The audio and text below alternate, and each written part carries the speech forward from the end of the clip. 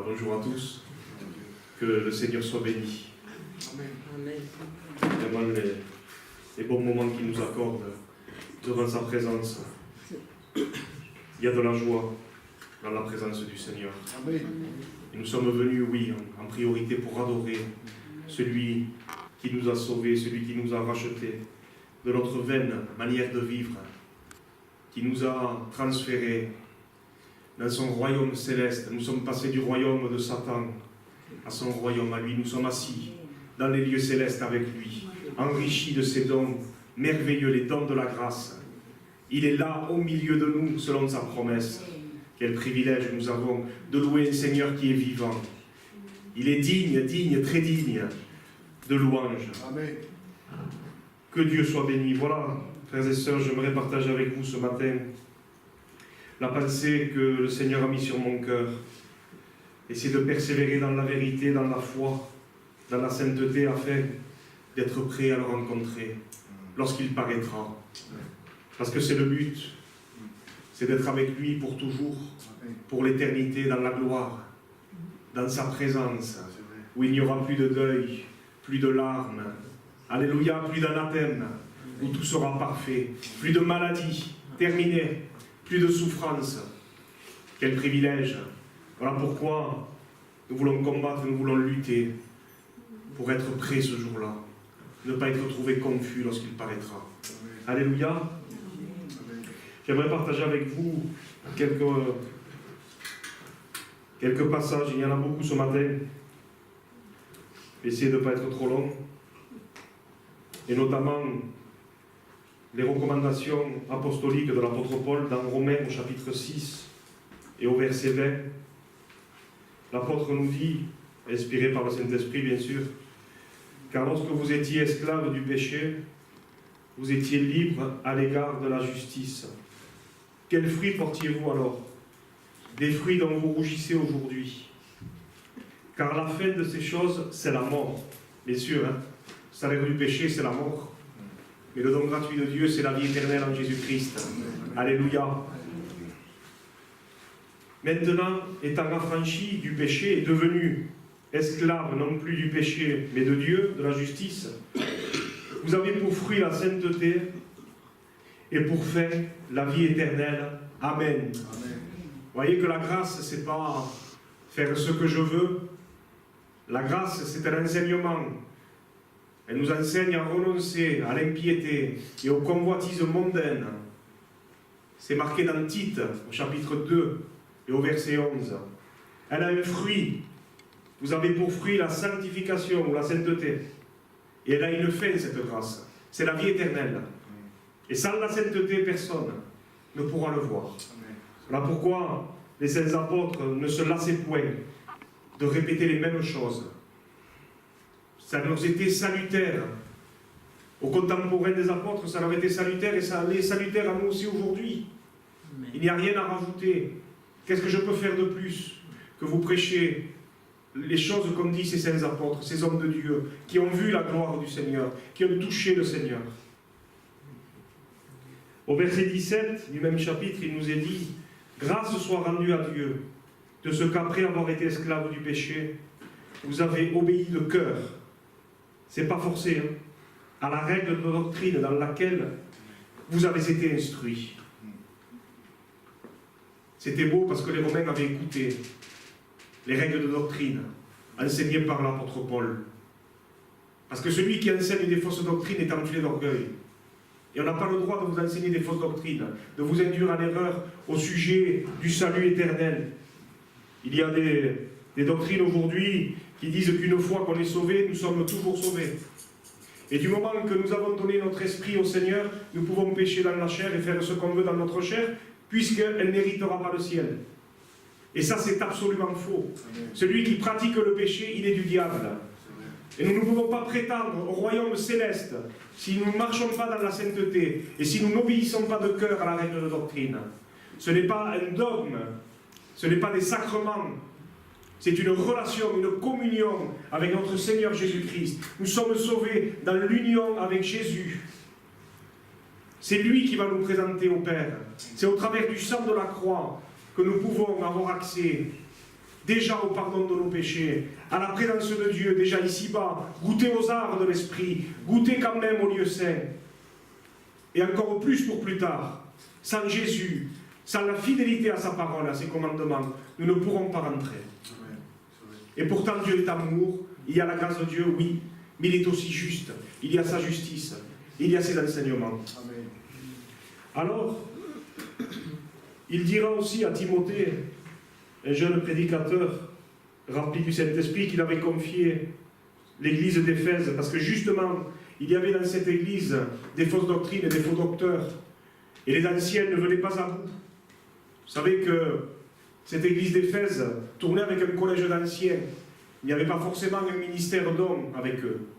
Seulement, il s'était glissé au milieu d'eux des frères qui enseignaient des choses pernicieuses, des choses que l'on ne doit pas enseigner. Et l'apôtre n'était pas présent pour leur fermer la bouche. Donc il a envoyé Timothée à cette église pour qu'il fasse un petit peu le ménage et qu'il recadre les choses. Et il lui dit, d'abord pour lui, de Timothée 1,13, retiens dans la foi et dans l'amour qui est en Jésus-Christ le modèle des saintes paroles que tu as reçues de moi. Garde le bon dépôt par le Saint-Esprit qui habite en nous. Amen. Voilà comment on peut rester droit. C'est par le Saint-Esprit, c'est en gardant le bon dépôt que nous avons reçu. C'est en obéissant de cœur aux règles de doctrine. De cœur. Pas d'enseignement, pas des commandements d'hommes. Ne prends pas, ne goûte pas, ne va pas là-bas, ne fais pas ceci, ne fais pas cela. Ça ne tient pas. Si on n'est pas poussé par le Saint-Esprit, on ne peut pas être agréable au Seigneur. Amen. Si ce n'est pas de cœur, si c'est obéissance de contrainte, ça ne rentrera pas non plus. Parce que le péché, c'est manquer le but. C'est vivre éloigné de Dieu. Et donc, si ce n'est pas de cœur qu'on obéit, c'est par force. Et ça, ce n'est pas acceptable aux yeux du Seigneur. C'est de l'hypocrisie. C'est ce que les pharisiens faisaient à l'extérieur. Mais chez eux, ils ne le faisaient pas. Et la miséricorde, ils l'oubliaient. Ils payaient tout, la dîme de tout. Mais alors, à l'intérieur, c'était des sépulcres blanchis. C'était horrible. Hein? Seigneur Jésus n'a pas été de main morte. Hein? Sépulcre blanchi. Et pourtant, il paraissait droit. Ah oui, ils obéissaient à la loi. Il n'y avait pas de souci. Mais ils n'avaient pas la vie.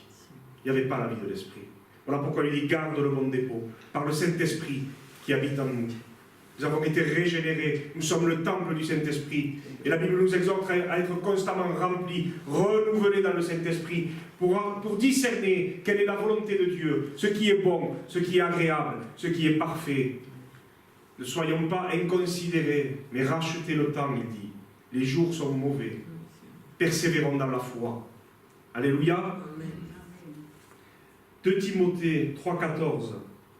Encore une fois, il lui dit, demeure dans les choses que tu as apprises et reconnues certaines, sachant de qui tu les as apprises.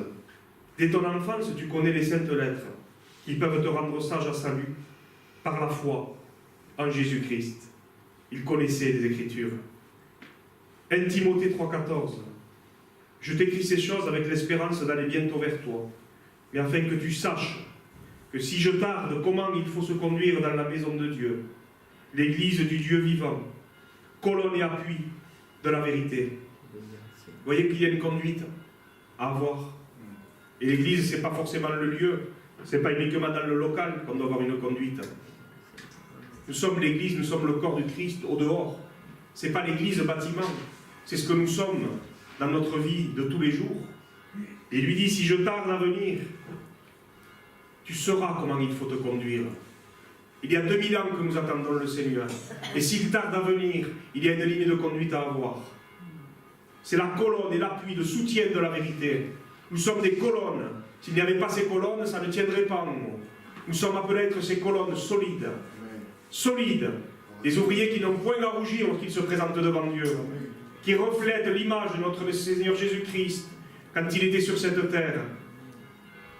C'est ainsi que la porte du ciel nous sera largement ouverte. S'il tarde à venir, nous savons comment nous tenir, en obéissant à la parole de Dieu, dans laquelle vous avez été instruits, et pour beaucoup avant moi même, dans les voies du Seigneur, de garder comment vous avez reçu la parole, de la garder, comme vous l'avez reçu au début. Gardez ce bon dépôt.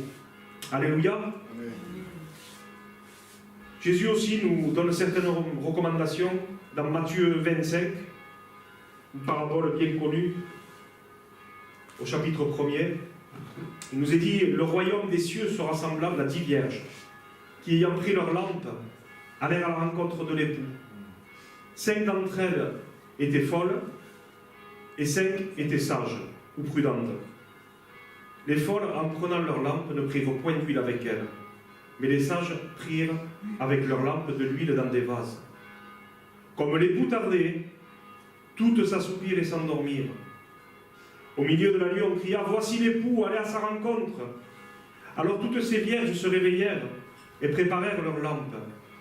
Les folles dirent aux sages « Donnez-nous de votre huile, car nos lampes s'éteignent. » Les sages répondirent « Non, il n'y en aurait pas assez pour nous et pour vous. Allez plutôt chez ceux qui en vendent et achetez-en pour vous. » Pendant qu'elles allaient en acheter, l'époux arriva. Et celles qui étaient prêtes entrèrent avec lui dans la salle des noces. Et la porte fut fermée. Plus tard, les autres vierges vinrent et dirent « Seigneur, ouvre-nous! Seigneur, ouvre-nous !» Mais il répondit « Je vous le dis en vérité, je ne vous connais pas. » Quelle catastrophe! Partir à la rencontre de l'époux et se trouver sans rien, avec des vases vides, sans le Saint-Esprit, sans la lumière de Jésus, sans communion, sans réelle relation. Quelle catastrophe! Elles étaient sur un même chemin, elles partaient à sa rencontre. Et pour 5 d'entre elles, c'est trop tard. Je ne vous connais pas. Pourtant, ce même Jésus n'a-t-il pas dit « Je ne mettrai pas dehors celui qui vient à moi » Il l'a dit ça? Seulement, là il était trop tard. Le temps de la grâce était terminé. Elles ne s'étaient pas préparées. Elles étaient insensées. C'est trop tard. Voilà pourquoi Jésus nous encourage souvent. Il nous dit « Veillez donc, puisque vous ne savez ni le jour ni l'heure. » À l'église d'Éphèse, il dira, pourtant elle était en activité cette église, « J'ai quelque chose contre toi. C'est que tu as abandonné ton premier amour. » C'est un abandon. C'est délibéré. Il n'a pas perdu en route. Ils n'ont pas perdu cet amour par inadvertance, par hasard. Ils l'ont abandonné. Ils font des tas d'autres choses, mais ils ont abandonné leur premier amour. Et le Seigneur leur dit, souviens-toi donc d'où tu es tombé. Repens-toi et pratique tes premières œuvres. Souviens-toi. Souvenons-nous, frères et sœurs, là où il est venu nous chercher dans notre bassesse, dans la boue du péché. Il est bon de nous rappeler d'où il nous a tirés. Parce que ça nous permet de comprendre encore sa grâce, de comprendre que c'est par sa grâce et que ce n'est pas par notre vie à nous que nous allons arriver au bout. De nous rappeler à combien il a souffert pour nous. Comme disait le frère ce matin, nous ne voulons pas prendre des emblèmes à la légère, par routine, par habitude. Et le Seigneur nous a recommandé, souvenez-vous, faites ceci en mémoire de moi, en mémoire de ma mort sur cette croix, où j'ai été maudit à votre place. Souviens-toi d'où tu es tombé. Prenons garde à ne pas être des orgueilleux, à dire je n'ai besoin de rien. Je me suis enrichi. Non, non, non, pas question. Hein. Frères et sœurs, souvenons-nous toujours que nous sommes sauvés par grâce. Des pécheurs sauvés par grâce, mais toujours pécheurs, avec un potentiel qui est là dans notre chair, toujours prêt à pécher de nouveau. Et si nous ne nous maintenons pas, si nous n'avons pas cette huile, nous n'allons pas arriver jusqu'au bout. Et nous ne pourrons pas nous présenter devant le Seigneur. Et ce sera la honte éternelle. C'est désastreux. Ces gens d'Éphèse avaient certainement commencé par l'esprit. Ils terminaient par la chair. De vierges sages, prudentes qu'ils étaient au départ, ils étaient devenus des folles. Ils continuaient sur le chemin de la rencontre. Seulement, il n'y avait pas d'huile dans leur vase. À une église, le Saint-Esprit s'était retiré. Il se tenait à la porte et il frappait. Il n'était plus là, les vases étaient vides. Quelle catastrophe. Dans Luc, Jésus nous recommande encore. Luc 12, verset 35. Il y a beaucoup de textes, excusez-moi, mais ils s'emboîtent tellement ensemble que vos reins soient sains, et vos lampes allumées. Que vos reins soient saints. Connaissez les armes spirituelles dans Éphésiens 6? Par quoi ça commence? La vérité. C'est ça, hein? En premier, c'est ça. Jamais le Saint-Esprit sans la vérité de la parole. Hein. Certains sont plus dans l'esprit que tous. Aujourd'hui, il y a des mouvances comme ça. Nous, on est plus dans l'esprit, on a une seconde onction. La parole est de côté. Si les manifestations ne cadrent pas avec l'écriture, c'est pas un problème. Ils ont perdu la ceinture. Ça soutient tout. La ceinture, elle soutient l'épée de l'esprit qui est la parole de Dieu. Et s'il n'y a pas ça, on ne peut pas dire il est écrit. Et quand on prononcera quelque chose, quand le diable viendra tenter, comme il a tenté Jésus, on n'aura pas la force de dire il est écrit ça, parce qu'on est déboussolé. Les enfants flottants, emportés à tout vent de doctrine. Gardons la vérité. Cette ceinture. Et vos lampes allumées, le Saint-Esprit. Vos lampes allumées. Veillez, veillez en tout temps. Notre nature est prompte à arrêter de veiller. Elle est prompte à s'assoupir. On est oublieux des grâces de Dieu. Au lieu de compter les bienfaits de Dieu, on s'apitoie sur notre sort. Et on veut protéger notre petite zone de confort. Et on croit qu'on va y arriver comme ça. Mais ce n'est pas biblique. Les temps sont difficiles, frères et sœurs. La séduction, elle est de plus en plus forte. C'est difficile d'être un chrétien à l'heure actuelle, où on ne peut pas vraiment affirmer, on a du mal à affirmer notre foi en public. Ça nous sera interdit bientôt. Pour ne pas succomber aux tentations, si on n'est pas rempli du Saint-Esprit, si on ne veille pas, on n'arrivera pas jusqu'au bout. Voilà pourquoi j'aimerais qu'on puisse s'exhorter ensemble ce matin à persévérer. Parce que c'est la persévérance dans la foi qui nous amènera au bout. Soyez semblables à des hommes qui attendent leur maître, que leur maître revienne des noces, afin de lui ouvrir. Là, c'est lui qui frappe. Hein, dès qu'il arrivera et qu'il frappera. Heureux ces serviteurs que le maître, à son arrivée, trouvera veillant. Je vous le dis en vérité, il se scènera, il les fera mettre à table et s'approchera pour les servir. Quelle grâce que le roi nous serve. Amen. Bon et fidèle serviteur, tu as été fidèle, entre dans la joie de ton maître. Le roi qui nous sert, un roi qui sert ses sujets, ça n'existe pas ça, dans le monde. Qu'il arrive à la deuxième ou à la troisième heure, troisième veille, heureux ses serviteurs, peu importe, hein, c'est pas à nous de connaître le jour et l'heure, hein, c'est d'être prêt. S'il les trouve veillants, sachez-le bien, si le maître de la maison savait à quelle heure le voleur doit venir, il veillerait et il ne laisserait pas percer sa maison. Vous aussi tenez-vous prêts, car le Fils de l'homme viendra à l'heure où vous n'y penserez pas. Jésus dit souvent, veillez et priez, afin de ne pas tomber en tentation.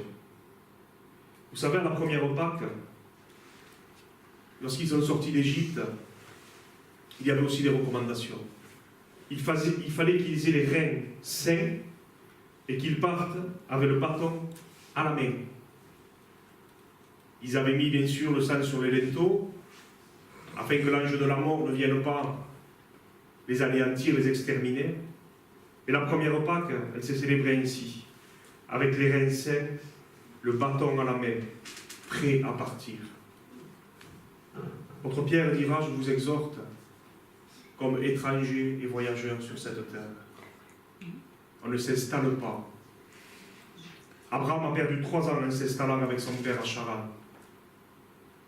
Et son père est mort. Ça veut dire sécheresse. Il a séché.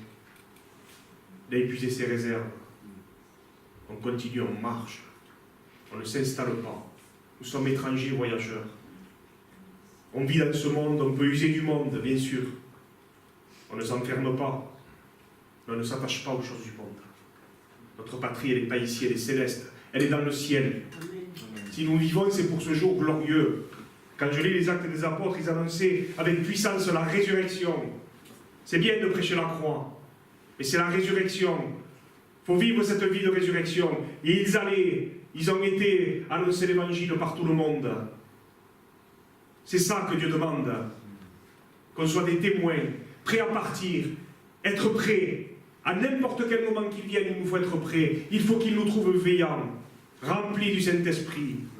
Oh, alléluia, Dieu est bon, frères et sœurs. C'est un trésor inestimable qui nous attend. Les apôtres attendaient le retour de Jésus, imminent. Je crois qu'on y est plus près aujourd'hui, nous, que l'apôtre Paul ne l'était il y a 2000 ans. Donc, combien, dira l'apôtre Paul, votre piété, votre conduite doivent être saintes? Combien nous devons marcher dans cette vie de piété avec le Seigneur? Une relation d'amour, pas de forcing, pas des commandements d'hommes. Ça ne sert à rien du tout. Mais être prêt et vivre cette relation avec le Seigneur.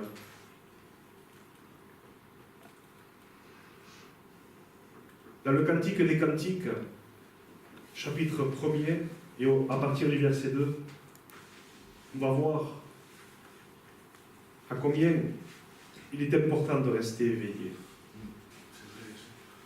Je l'ai lu maintes et maintes fois, et c'est un livre que je n'ose pas souvent aborder. Il est difficile. Mais je me suis aperçu que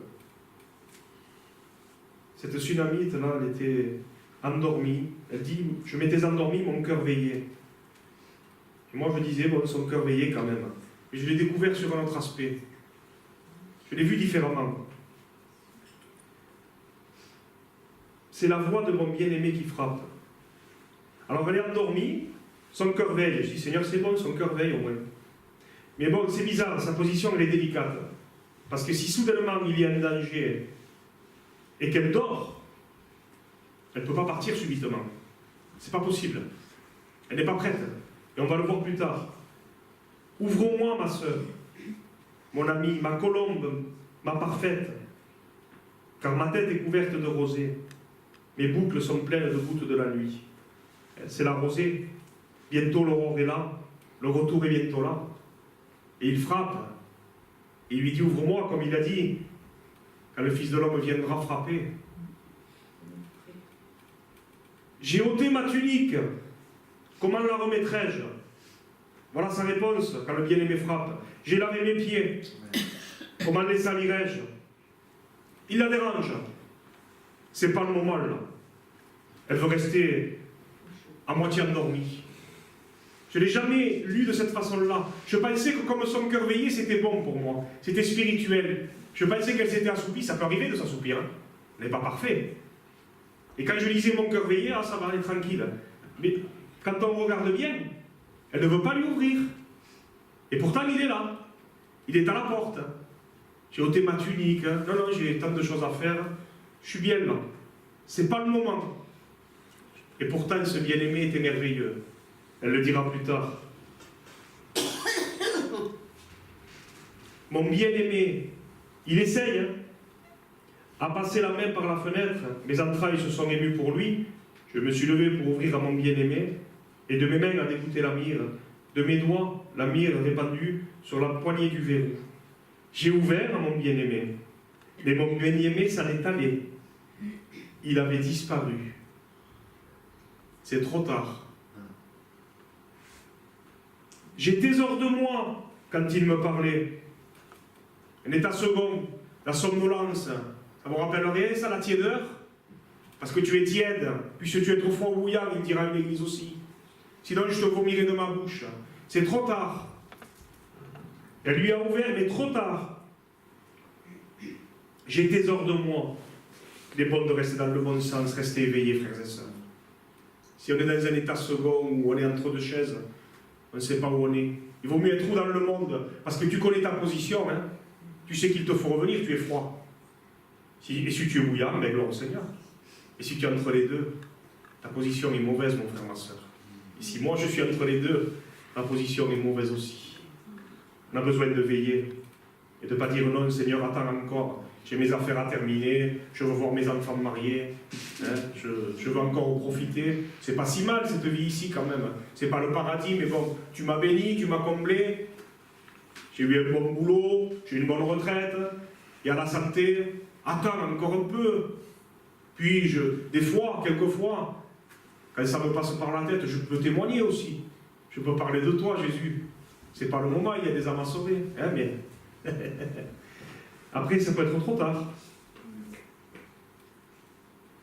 Je l'ai cherché et je ne l'ai point trouvé. Je l'ai appelé, il ne m'a point répondu. Et les gardes qui font la ronde dans la ville m'ont rencontré. Ils m'ont frappé, ils m'ont blessé. Ils ont enlevé mon voile, les gardes des murs. Ça ne vous rappelle pas quelque chose, ça? Blessé, frappé, la grande tribulation. Ils ont ôté mon voile, les gardes. Ou alors les gardes du ciel. Quand il dit, il n'a pas revêtu l'habit de noces, comment ça se fait que vous l'avez laissé rentrer? Jetez-le dans les ténèbres du dehors, où il y aura des pleurs, des grincements dedans. Ne loupons pas l'enlèvement de l'Église, frères et sœurs. C'est trop important. C'est trop important. Parce qu'après, il n'y a même plus de conviction, le Saint-Esprit a disparu. Il faut que ceux qui le retiennent aient d'abord disparu, il dit. Qui peut retenir l'iniquité si c'est le Saint-Esprit dans l'Église? Seigneur, soyons prêts. Amen. C'est du sérieux, la vie chrétienne. Heureusement qu'il y a encore espoir pour cette Sulamite, que le départ n'était que temporaire. Heureusement que, tant que l'enlèvement n'a pas eu lieu, tant que les portes de la grâce sont ouvertes, il n'est pas trop tard pour revenir à Dieu pleinement. Il est bon de faire une introspection dans notre vie. Et regardez, nous en sommes. Votre Paul dira, examinez-vous vous-même, pour voir si vous êtes encore dans la foi, dans la fidélité à notre Seigneur. Et bien sûr, après, elle ne dort plus. Hein. Elle ne dit plus, mon cœur veille, hein, mais je dormais. Elle dira plus loin, je vous en conjure, filles de Jérusalem, si vous trouvez mon bien-aimé, que lui direz-vous que je suis malade d'amour? Et elle lui pose cette question, qu'a-t-on bien-aimé de plus qu'un autre? Ô la plus belle des femmes, pour que tu nous conjures ainsi. Elle comprend qu'il est temps de le chercher. Chercher, frapper. Tandis qu'il est temps. Baiser le fils de peur qu'il ne s'irrite. Elle se souvient combien son bien-aimé est irremplaçable. Combien ce que ces vignes, les choses du monde peuvent offrir. Ça n'a aucun prix. Ça n'a aucune valeur face à la beauté, à la grandeur, à l'amour de son bien-aimé. Et elle le cherche, elle s'est aperçue qu'elle s'était endormie. Et elle le cherche, contre vents et marées, contre toute attente. Elle y va, elle y va. Et elle dit, chapitre 5, elle décrit ce bien-aimé, comme nous essayons de décrire à ceux du dehors. Des fois sans parole. Comment est notre Seigneur? Qu'est-ce qu'il a de plus que notre? Ton Jésus, que mon Bouddha à moi, que mon Dieu argent, mon porte-monnaie, que mon sport, que mes loisirs, qu'est-ce qu'il a, toi? Qu'est-ce qu'il a de plus? Dis-moi. Les gens se demandent, hein, qu'est-ce que nous avons de plus qu'une simple religion? Qu'est-ce qu'on a de plus? Eh bien, elle me dit, mon bien-aimé est blanc et vermeil. Il se distingue entre 10 000. Sa tête est de l'or pur. L'or, c'est la divinité. Christ est le chef de l'Église. Il est Dieu. Jésus est Dieu. Alléluia. Ses boucles sont flottantes, noires comme le corbeau. Ses yeux sont comme des colombes. Colombe, c'est le Saint-Esprit, la douceur du Saint-Esprit. Au bord des ruisseaux, se baignant dans le lait, reposant au sein de l'abondance, les dons du Saint-Esprit qu'il donne à son Église. Alléluia. Les 9 dons de la grâce, nous en avons besoin. On a besoin de discernement. On a besoin de guérison. On a besoin des paroles de foi, des paroles de connaissance. Nous avons besoin de demander, d'aspirer aux dons les meilleurs. Parce qu'il y a des situations où on a besoin vraiment de ces dons merveilleux. Humainement, ce n'est pas possible. Dans l'abondance, au sein de l'abondance, ses joues sont comme un parterre d'aromates. Le Seigneur a souffert à la croix. On lui a arraché sa barbe. Un parterre d'aromates.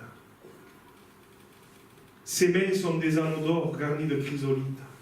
Ces mains qui ont tant béni, ces mains qui ont tant guéri de gens, qui ont béni tant de petits, cloués des anneaux sur la croix.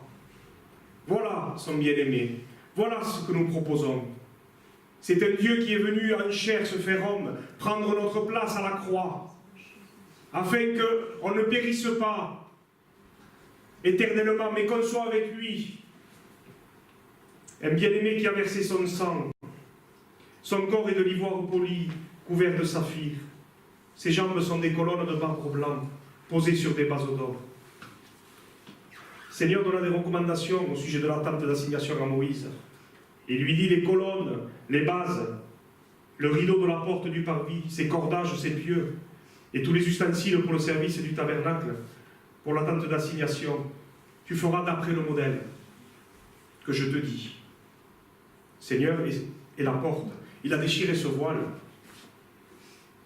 Il a été élevé entre ciel et terre par des cordages. Les bases posées comme des colonnes sur des bases d'or pur. Le Seigneur est Dieu, l'or c'est la divinité. Et quand ils ont construit, il était par terre. Il est venu comme un homme. Et c'est de lui dont il s'agit ici. D'après le modèle, c'est lui. Nul ne rentre dans le lieu saint sans passer par lui au travers de la croix. Nul ne rentre. Son aspect est comme le Liban, distingué comme les cèdres. Quelle beauté, quelle splendeur. Son palais n'est que douceur. N'a-t-il pas crié « Père, pardonne-leur » car ils ne savent ce qu'ils font. Il ne s'est trouvé aucune iniquité dans sa bouche. Aucune. Ça a été l'agneau sans défaut, sans tache. Les hommes de loi de l'époque n'ont pas pu le reprendre. En quoi que ce soit, il a été parfait. Un agneau parfait, sans défaut. Comme Moïse, regardez, pendant une semaine, il inspectait, il fallait que l'agneau soit sans défaut. Lui, pendant sa vie sur terre, il a été inspecté. Il a été tenté, ils ont essayé de lui tendre des pièges. Il a été sans défaut. Il est blanc et vermeil comme un agneau. Il est doux, il est pur. Son palais n'est que douceur. Il ne se venge pas, malgré les crachats au visage, malgré sa barbe arrachée. Il a étendu ses mains en disant « Je t'aime. Et même si tu ne veux pas de moi, je t'aime. » Il est venu nous dire « Je t'aime » sur cette croix. Il n'est pas venu comme le roi tout-puissant qu'il était, mais il est venu se faire comme nous, un corps de chair, où il a connu la souffrance, l'abandon, la faim, la soif, la trahison de ses amis. Voilà comment est son bien-aimé. Toute sa personne est pleine de charme. Tel est mon bien-aimé, tel est mon ami, fille de Jérusalem. Il n'avait ni beauté ni éclat pour attirer le regard. Ce n'était pas du bling-bling avec des gardes du corps. On voit certains ministères aujourd'hui, des jets privés. Bon, s'ils l'ont, je n'ai pas contre. Hein. Et quand on voit qu'ils ne sont même plus accessibles, les gens les entourent. Ils ne vont même plus prier pour un petit enfant. Ils s'enferment dans leur tour d'ivoire. On ne les voit plus, ils font leur meeting, leurs conférences. Et on n'oublie pas les offrandes. Hein. Le pot, il passe. Hein. Non, non, non. Ni beauté ni éclat pour attirer les regards. Mais en même temps, le plus beau des fils de l'homme. Le plus beau des fils de l'homme. Parce que toute sa personne était pleine de charme. Et les proverbes disent, ce qui fait le charme d'un homme, c'est sa bonté. Il était bon. Il était bon, notre Seigneur. Et lorsque le jeune homme va le voir, pourquoi m'appelles-tu bon maître? Le jeune homme riche. Il lui dit, il n'y a que Dieu qui est bon. Lui, il croit parler à un simple rabbin comme ça. Il n'est pas sûr de la vie éternelle. Et pourtant, il lui dit, observe les commandements et tu vivras. Je l'ai fait dès ma jeunesse. Et quand il commence à toucher à quelque chose qui lui tient à cœur, et qui prend la première place dans sa vie, vends ce que tu as. Donne-le aux pauvres, aux aumônes. Il s'en alla tout triste. Et pourtant, Jésus l'aima.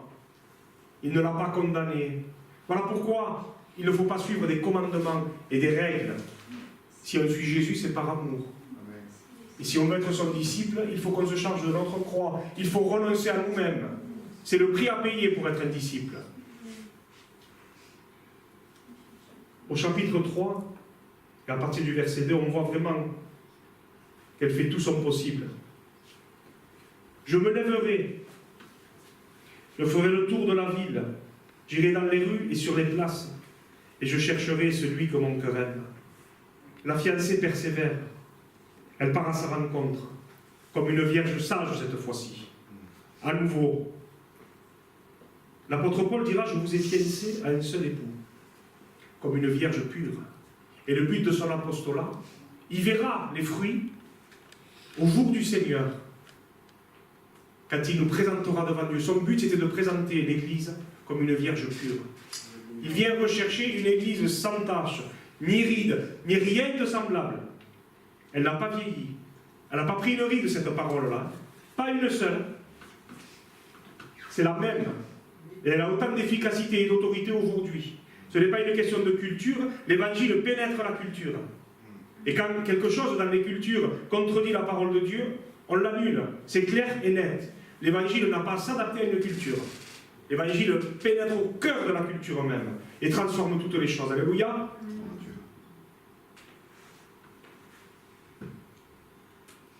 Elle persévère.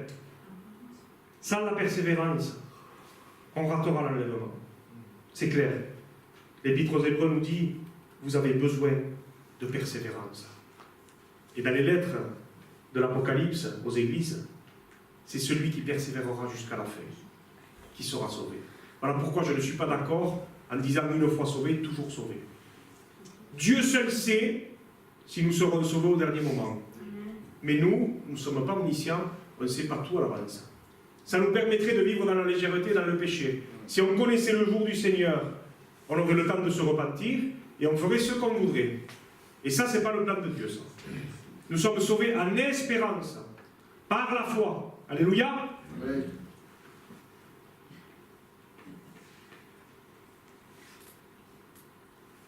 Les gardes, cette fois-ci, un peu plus loin, là, ils ont une autre attitude envers elle.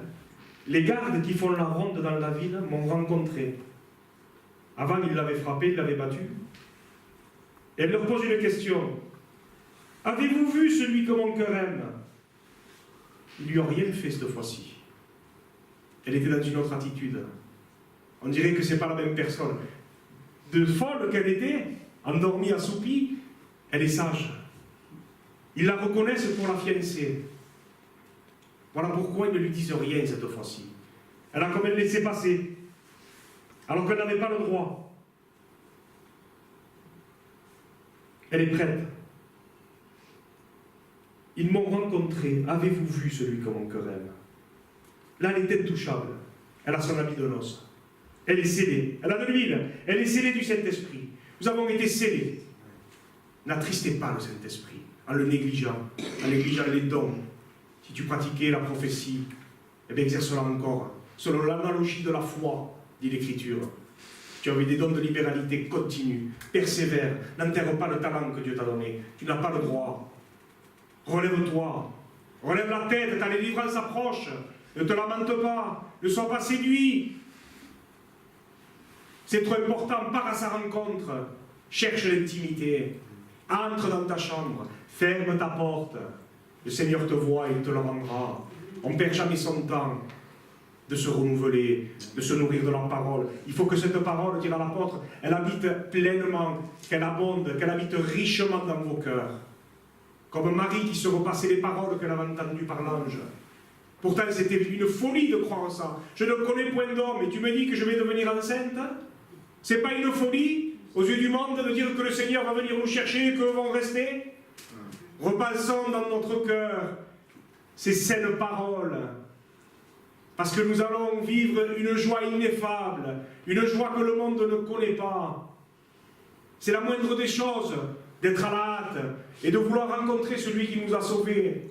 Si un jour quelqu'un vous sauve la vie, la moindre des choses, c'est de le remercier.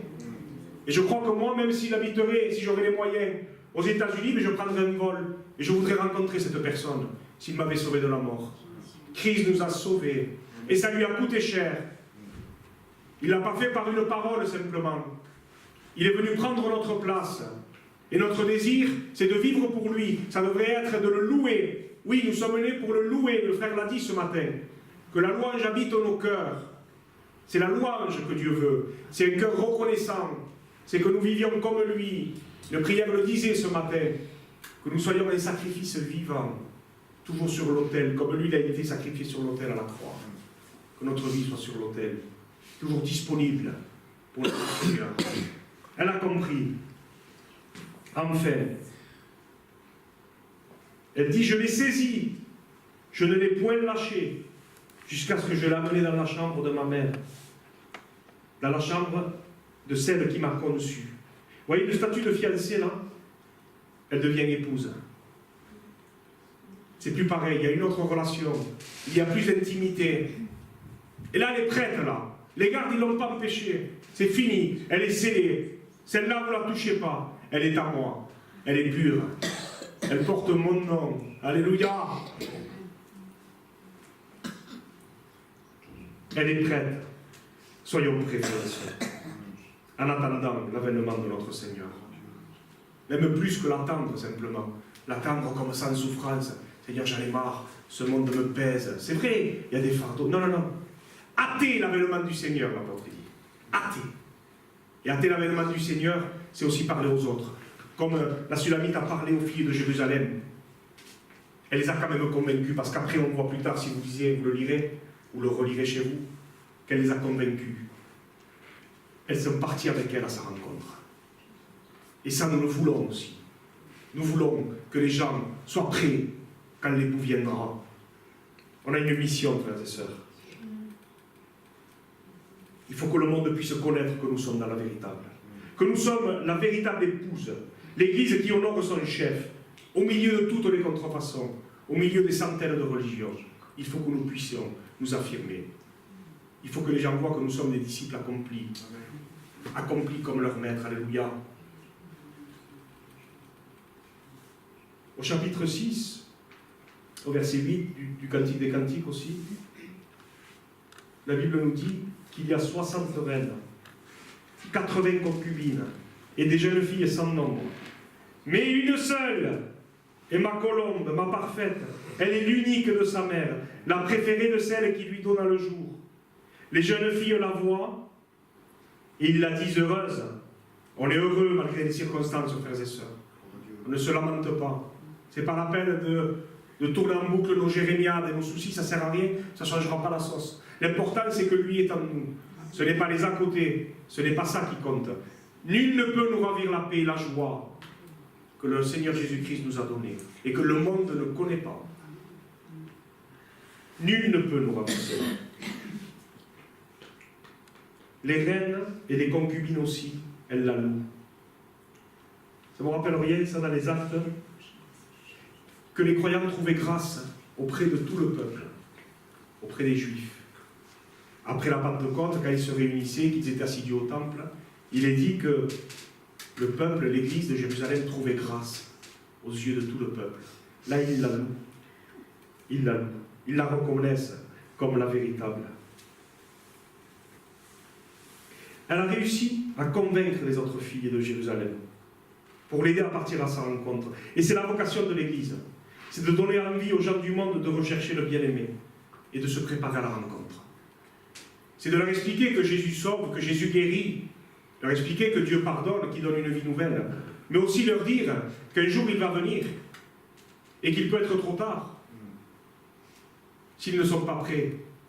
Nous avons un devoir de présenter le Seigneur glorifié qui va revenir chercher l'épouse qui s'est parée. Voilà pourquoi il dira aussi la fiancée, est-ce qu'elle oublie ses ornements?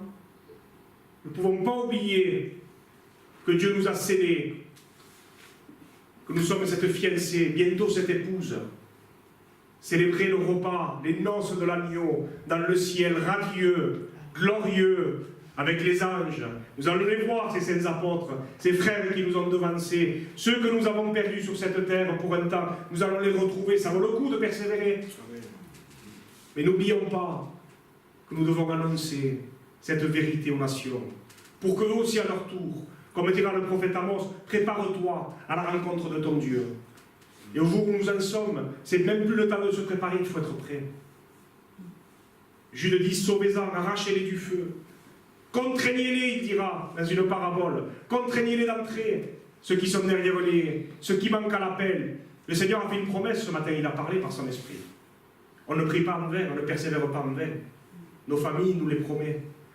Persévérons, soyons des modèles, des témoignages, pas en parole simplement, mais en action et en vérité. Alléluia, vous l'avez dit ma sœur.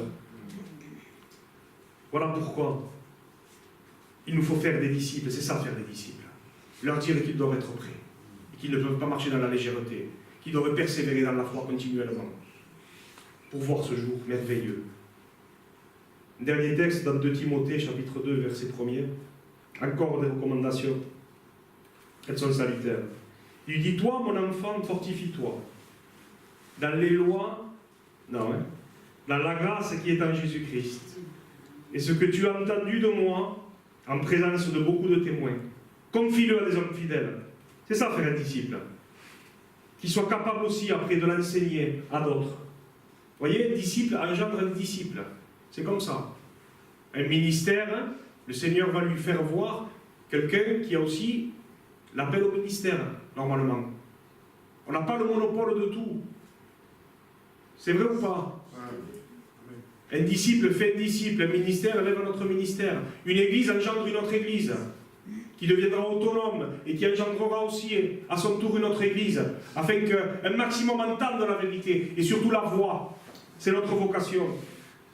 Et il lui dit, souffre avec moi, il y a des souffrances, comme un bon soldat de Jésus-Christ. Ne sommes-nous pas l'armée du roi? L'armée du roi des rois? Il y a des combats, c'est vrai, mais il n'est pas de soldat qui s'embarrasse des affaires de la vie, s'il veut plaire à celui qui l'a enrôlé. Et l'athlète n'est pas couronné s'il n'a pas combattu selon les règles. Si nous voulons avoir cette couronne de vie, la couronne de justice dont parle l'apôtre Paul qui lui est réservée, et il dit, j'ai gardé la foi. J'ai achevé ma course comme un soldat. J'ai lutté avec sa grâce. Et la couronne m'est enfin réservée. Alléluia. Il faut que le laboureur travaille avant de recueillir les fruits. Des fois, c'est long. On n'a pas la réponse immédiate à nos prières. Il y a des luttes, il y a des combats. Ce n'est pas évident. Ce n'est pas une partie de plaisir. Et quand la chair est là et que l'ennemi est là aussi, et quand ils se mettent ensemble, alors là, Seigneur, que Dieu nous donne justement d'être plein d'huile. Ça ne sert à rien de partir à la rencontre de l'époux si on part avec des vases vides. Saül est parti au combat quand même. Et l'esprit s'était retiré de lui. Quelle folie, quel insensé. Il a perdu le combat. Quel dommage. Comprends ce que je dis, Paul dit à Timothée, car le Seigneur te donnera de l'intelligence en toutes choses. On a besoin, hein? Souviens-toi de Jésus-Christ, comme à cette église. Souviens-toi d'où tu es tombé. Souviens-toi de Jésus-Christ, issu de la postérité de David, ressuscité des morts, selon mon évangile, pour lequel je souffre jusqu'à être lié comme un malfaiteur. Mais la parole de Dieu n'est pas liée. C'est pourquoi je supporte tout. À cause des élus. Afin qu'eux aussi obtiennent le salut, qui est en Jésus-Christ. Voilà la vocation de l'Église. Avoir soin de ceux qui sont perdus. Et leur dire qu'un jour, il y aura un départ, et qu'ils n'ont pas le droit de le louper, sinon ils vont gâcher leur éternité. Ils souffrent. Frères et sœurs, je crois que nous avons besoin de demeurer en lui. Parce que sans lui, on ne peut rien faire. Sans la foi, on ne peut pas lui être agréable, et on ne peut pas porter des bons fruits quand on n'est pas attaché au Seigneur. Je vous l'ai dit au début, des fruits dont vous rougissez aujourd'hui, quand vous étiez esclaves du péché. Maintenant, nous sommes devenus esclaves de la justice. Pourquoi? Parce que nous sommes attachés au Seigneur. Alléluia. Et si on n'a pas envie d'être coupé et jeté au feu, il va nous falloir porter du fruit. Il va nous falloir être attachés à lui. Et que la sève coule en nous. Que cette sève coule, que cette vie du Saint-Esprit abondante elle coule en nous. Pour qu'on puisse porter du fruit. Alléluia. C'est ainsi que le Père est glorifié. Oh, que Dieu soit loué. La patience de notre Dieu est notre salut. Moi, j'en ai conscience. Quand Pierre dit ça, il s'adresse à des chrétiens. Croyez que la patience de Dieu est notre salut.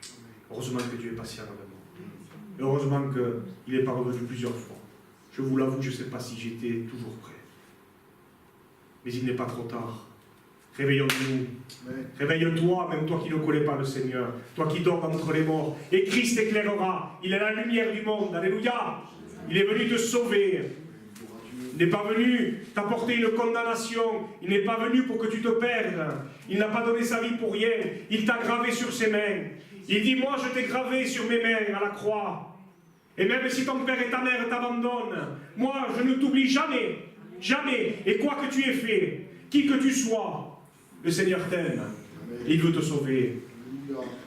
Comme ce fils prodigue qui revenait à la maison de son père. Il lui a préparé un habit tout neuf. Il lui a enlevé ses haillons.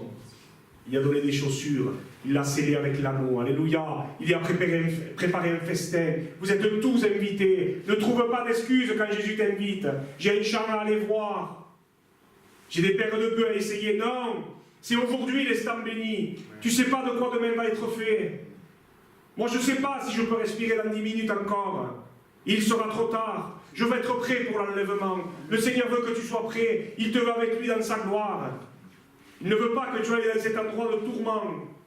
Cet endroit a été préparé pour les démons et pour Satan lui-même. Il n'est pas fait pour les êtres humains. Tu n'as pas le droit de refuser cette invitation. Tu dois te préparer à le rencontrer. Persévérer dans la foi. Être un témoin véridique qui s'empare des âmes. Vous l'avez lu dans les Proverbes. Le témoin véridique délivre et s'empare des âmes. Alléluia. Veillons, prions, afin d'être trouvés debout et vêtus lorsqu'il paraîtra. Mais surtout aussi parce qu'il en est digne et parce qu'il est merveilleux. Il attend aussi de nous que nous soyons toujours prêts à ouvrir. Et même si ce n'est pas encore le grand jour, le Seigneur veut qu'on lui ouvre la porte de temps en temps. Vous savez que vous ne vous appartenez plus à vous-même, mais à Jésus-Christ. On n'a pas autorité. Quand on s'est donné au Seigneur, on lui appartient à 100%. Notre temps lui appartient. Tout lui appartient. Notre argent, tout est pour lui. Et on ne veut pas seulement persévérer pour un salut, pour éviter l'enfer. C'est pas pur ça. Ça, c'est pas de l'amour. Parce que nous savons parfaitement que nous sommes indignes de recevoir le salut. Mais il nous le donne par gratuité, c'est la grâce. On en profite, d'accord. Mais il faut vivre aussi pour cette relation d'intimité. Regardez ce qu'il dit au chapitre 4, du Cantique des Cantiques, et au verset 12. C'est comme ça qu'il veut que nous soyons. Tu es un jardin fermé, ma sœur, ma fiancée. Je descends dans mon jardin, manger mon miel, boire mon vin, mon lait, tout ce qui s'ensuit. Frères et sœurs, nous sommes mis à part pour lui. Nous sommes ce jardin fermé, hermétique. Les choses du monde n'y rentrent pas. On n'est pas fermé, non, on accueille les gens. Parce que Dieu nous a pris tels que nous étions. Il faut nous souvenir d'où nous sommes tombés, d'où nous étions. On n'est pas là pour accuser les hommes, mais fermé. Un jardin fermé. Fermé. Rien que pour lui. Où il nous a donné plein de choses. Mis à part, sanctifié, c'est ça, hein? L'église, ça veut dire mise à part, hors d'eux, hors du monde. Le mot ecclésia, c'est ça. Hors d'eux. Nous sommes dans le monde. Il dit dans la prière sacerdotale en Jean 17, je ne te prie pas, Père, pour les ôter du monde, mais pour les préserver du monde. Donc fermé à certaines choses. Ouvert aux pécheurs, mais haïssant le péché. Il vient frapper de temps en temps à la porte de nos cœurs. Combien d'expériences avons-nous fait? Et des chrétiens de très longue date, vous le savez mieux que moi. Combien de fois peut-être vous avez réveillé dans la nuit où ce n'était pas le moment, et vous êtes mis à intercéder pour une personne et vous avez vu les fruits. Quand on ne l'a pas fait, mais il a réveillé quelqu'un d'autre, c'est pas grave. Mais je crois qu'au-delà de dire je lutte pour un salut, pour le ciel, pour éviter l'enfer, c'est pas suffisant. Et je veux cette relation d'amour.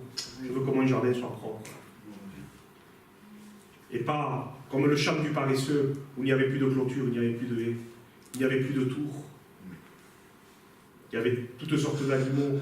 C'était vraiment tout en l'air dans son champ. Il était paresseux. Et la Bible dit, un peu, croisez les mains, un peu d'assoupissement.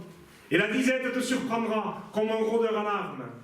N'oubliez pas qu'il est l'homme fort et bien armé, de nouveau, si on le laisse faire. Un peu d'assoupissement, un peu de croiser les mains. Et la disette va nous surprendre. Un champ en état, un jardin fermé. Alléluia, qui exhale du parfum, où le Seigneur peut dire oui, mais je veux venir un moment avec toi. Quelle grâce, quel privilège.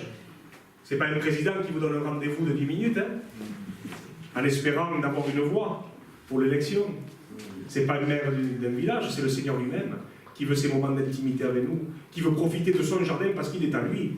Et il dit, je viens boire mon vin, mon miel, mon lait, parce que tous ces dons et toutes ces choses que nous pourrions faire, ça vient de lui. L'apôtre Paul dira, j'ai travaillé plus que tous les autres apôtres, mais toutefois pas moi, mais la grâce qui a travaillé en moi.